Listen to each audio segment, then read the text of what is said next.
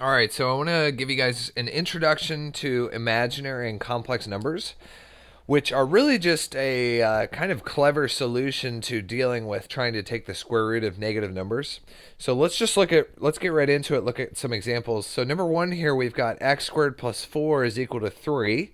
So we're going to look at 1 first, and that will help us to do number 2, because 2 is slightly more complex. Pun intended. Not really. Okay, so if we were going to solve here for this quadratic, and this is where imaginary numbers and complex numbers came up. We were trying to solve quadratics, and we were like, these aren't working.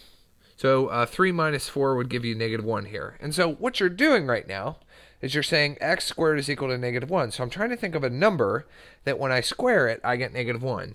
And even if you try negative 1 to multiply it by itself, you get positive 1. Obviously, 1's not going to work because 1 times 1 is 1. So there's no real number that if you multiply it by itself, it would give you 1. So what we did was we decided, well, let's just call this. So let's take the square root of both sides. So we'll take the square root of both sides and plus or minus. So what we decided we would do is we said, okay, so we got x is equal to, essentially, I know there's plus or minus here, but I want you to just bear with the positive version with me for a second. There's some number that is the square root of negative 1, okay? This is not a real number. There's no real number that you could do this with. You can't do negative 1, you can't do like negative half or something like that. So what we did was we decided, it would be helpful for us to be able to take the square root of negative 1. So let's actually just call this number I. So I happens to be the square root of negative 1. Okay, it's going to be literally called the imaginary number. There is no real number, so we thought the best name to give it would be an imaginary number. And I just functions to be the square root of negative 1. So if you think about it for a second, if I is the square root of negative 1, that means that I is the number that if you multiply it by itself, it would give you negative 1. Okay, so in that case, I squared would be negative 1. So this is really key here. So I is the imaginary number that when squared, running out of room here, that when squared is conveniently equal to negative 1. This allows us to solve quadratic, like pretty much any quadratic at this point we could be able to solve, because even if we have to take the square root of a negative number, we now have the ability to do that. Okay, so now let's look at a problem like number 2, where we subtract 6 on both sides, and we're left with x squared is equal to negative 9. And so if we take the square root of both sides, take the square root of both sides, and now I'm going to work in that plus or minus. So technically the answer to this problem is x is equal to plus or minus I. If you think about it, if you have negative I times negative I, this would be positive I squared, which would still be negative 1. So, okay, fine. So this quadratic had two solutions. The first solution was I. The second solution was negative I. Okay. On this problem, we're going to have x is equal to plus or minus the square root of negative 9. And the way that I generally recommend doing these is you can write plus or minus the square root of negative 1 times the square root of positive 9. You're always more than welcome, if you have things inside of the radical, to break them apart. They are equivalent. So if you had, if you had the square root of 12, and you wanted to break it down into the square root of 4 times the square root of 3, you can do that, and that becomes 2 radical 3. That's a really convenient way to actually simplify radical expressions. So with that said, what we can say now is that x must be equal to plus or minus, what is the square root of negative 1 here? Well, that's what we just introduced over here. We can call this part here I. And so what happens here now is we've got plus or minus I times the square root of 9.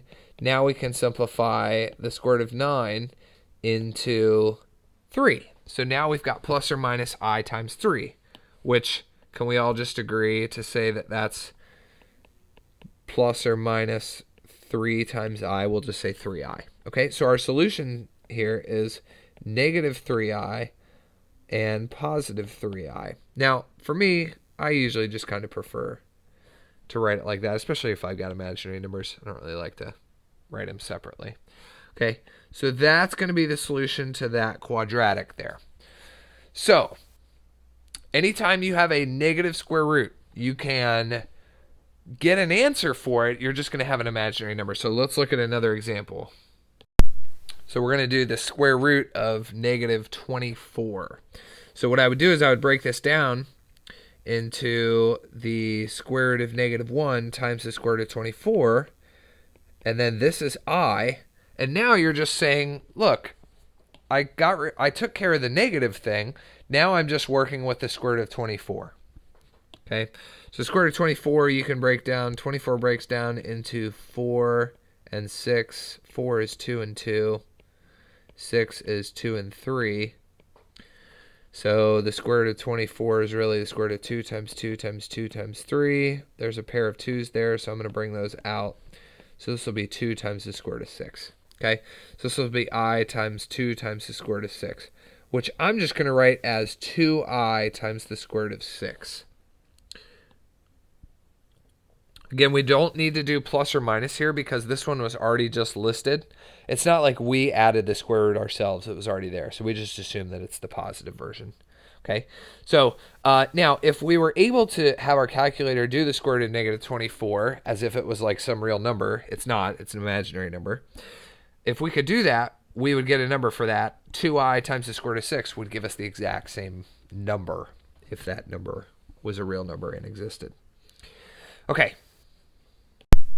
So let's, I'm just going to make like another example real quick here. So we'll do example 4. And let's do the square root of, gosh, I don't know, negative 12. So as you start to get good at these, what you can start to do is you can just say, hey, I know the square root of negative 1 is I, so I can just pull that I out right away. And if you want, you can break these down. This is where some people, if you watch my video on simplifying radical expressions, I talk about some people simplify radical expressions a little differently than me. And what they'll do is they'll break it down into a perfect square times another number. So 4 is a perfect square. So if you start to get pretty good at these, you can do them pretty quickly. The square root of 4 is just 2. So this is going to be I times 2 times the square root of 3. So this will just be 2I times the square root of 3. And that would be your answer for that one. So a really interesting consequence of having imaginary numbers is that we get these weird combinations, especially when we solve quadratic equations where we have, you might get something like plus or minus 3I plus 2 or something like that. And so your two solutions are 2 plus 3I and 2 minus 3I. Okay? And so we call these numbers, like they're not imaginary because they have a real part to them. Like the 2 is real. So these aren't imaginary. So we decided we would give these numbers a name, and they're called complex numbers. So a complex number is any number of the form A plus B times I, where A and B are real numbers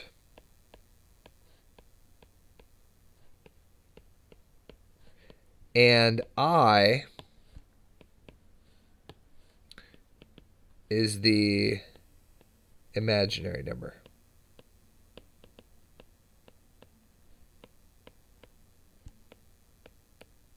So in the case we were talking about, we just had a real number where the A was and a real number where the B was, and then I was the imaginary number. So really anything that you get that's like, 7 plus 6i, or 3 minus 4i, or, 0 plus I. That's technically a complex number. It is the imaginary number, but it's technically a complex number because it's really 0 plus 1i. And 0 and 1 are kind of like our A and B. They're real numbers. So this is a complex number. This is a complex number. This is a complex number. This is a complex number. Technically, 3 is a complex number because it's the same thing as saying 3 plus 0i. A, B, I. So real number, imaginary number.